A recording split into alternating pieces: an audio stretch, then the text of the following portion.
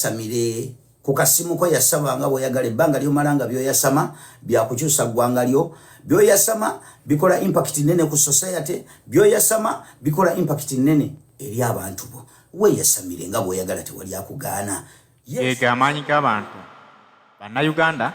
basuuziza mwami Museveni olukwe lw'okubanyagangako ensimbi zaabwe nti balina Eza Ndagamuntu babadde bataddewo nti buli mutwalo okulina Eza Ndagamuntu ye alina okusasula emitwalo gya Uganda 5,500 banna Uganda ne bakikuba nga beebuuza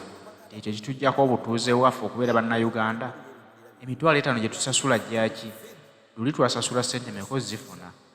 kitegeeza nti buba butegeeza bubbi bwennyini lwansonga banna Uganda obukadde n'obukadde buli omu bwasasula emitwalo 5,500 bano baba bazze kukola bukozi ensimbi bwe bakikubye ennyo mwami Museveni akkiriza nti bakisuule kubanga kiba kibalabisa Eyiise Teri omusomi w'edduwa yakutuusako pulogulaamu eno Eyiise Teri omusanga ku 0703 31 39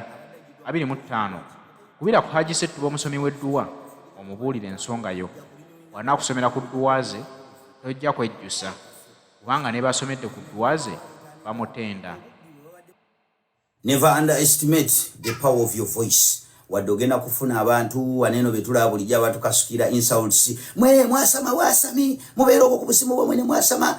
temuyina byakola byebi mwasigaliza mukwano we yasamire kukasimu ko yasaba nga boyagala ebbanga lyomalanga byoyasama byakukyusa ggwanga lyo byoyasama bikola impact nene ku society byoyasama bikola impact nene eri abantu bo we yasamire nga boyagala tewali akugaana. Yes, so olwaleero government ejeho emitwalo 5,500 yali egenda okusolooza ku bantu mu kulina Eza Ndagamuntu obwo obubbi tububye ne tubuguluza ne tubujjawo waliwo betwala abatubuukira wano nga tuga mwe temulina information simanyi biki mubijjawo mutambuza propaganda kulina Eza Ndagamuntu kwa bwerere ndowooza kati eggulire eryo mulirabye muwewedde lyaleero 14th Feb ogwo mugati tugubasuuziza. Yes, ogwo tugubasuuziza. So bakomoledi big up on yourself mwena n'ababaka abataddemu effort okulaba nga banna Uganda tebakola ki tebabbibwa bwenkanidde wano kubanga mulimu extended families ezali zitagenda kusobola gino mitwalo 5,500 nga tebagenda kusobola kulina Eza Ndagamuntu. Waliwo ba ghetto youth abali mu kibuga ng'ekyamanyi ennyo Endagamuntu ye yali emukoledde kulonda oyo bokubanga kulonda kuddamu okubeerawo abadde agiddwa mu equation lwaki nga abatagenda kusobola kusasula kwa affordinga mitwalo 5 gya kulina Eza Ndagamuntu oyo yenga ajja bivaako buvi akakalulu kaffe okitegeera kati najina emitwalo 5,500 obubbi bwe babadde bagenda okuŋŋaanya zonna ssente ze babadde bagenda okubba mu banna Uganda ate Eza Ndagamuntu okugirinyuwinga baali bagiyisa muki baali bagiyisa mu budget nga weebuuza ate yayita mu budget lwaki baba basasula obwo obubbi tubukubye. So bakomoledi mwena bino bye tukola manya tulina omugaati gw'abantu gwe tukuba busu mu ngalo tuba frustrating zabo banyivu expect those people anytime to retaliate to getting too comfortable sawa yonna bakutuuzaako akazito bagenda kukola kyonna ekyetaagisa either bajja kudiscreditinga bajja kumalisinga ne fake stories wajja kubaawo emigwisiri egikulumba egikulumba gikudiscouraging egikuteekeko fake stories bakwogereko ebyenkanawa nga kyebanoonya ki kufrustrating kuva ku ekyo ky'olina kukola obiveeko naye osigala nga oli solidi nga bwe tulina omukulembeze ekyokulabirako ekinene gye tuli bamulumbye bamukozeeko buli kimu bamuvumye buli kivumo asigaddewo ng'ali solid. So naffe tulina okusigalawo nga weetuli era twegendereza abantu abatwetoolodde oba bennyini abatwetoolodde be bagenda okuyitiramu ebiseera ebisinga babakozese okutukola ki okutumalisinga. So yenna ayagala okunjiya yenna mbu oyagala kumalisinga nze nkubugamba ebigambo bino me firm and strong when when I'm here to stay. I understood the assignment kulabisa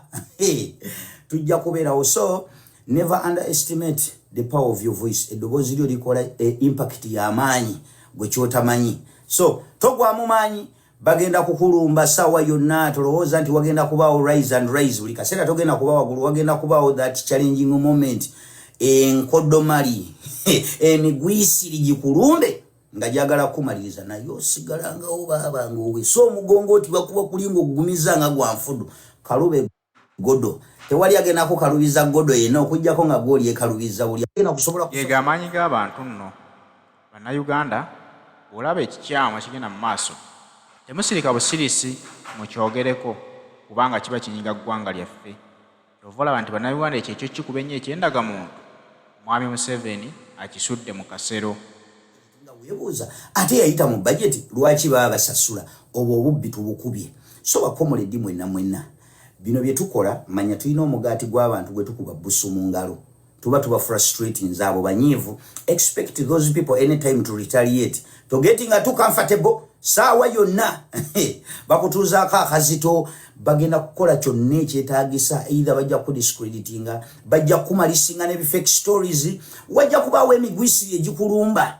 egikulumba gikudiscouraging egikuteekeko fake stories bakwogereko ebyenkanawa nga kyebanoonya ki kufrustrating kuva ku ekyo ky'olina kukola obiveeko naye osigalanga ng'oli solidi nga bwe tulina omukulembeze ekyokulabirako ekinene gye tuli bamulumbye bamukozeeko buli kimu bamuvumye buli kivumo asigaddewo ng'ali solid. So naffe tulina okusigalawo nga weetuli era twegendereza abantu abatwetoolodde oba bennyini abatwetoolodde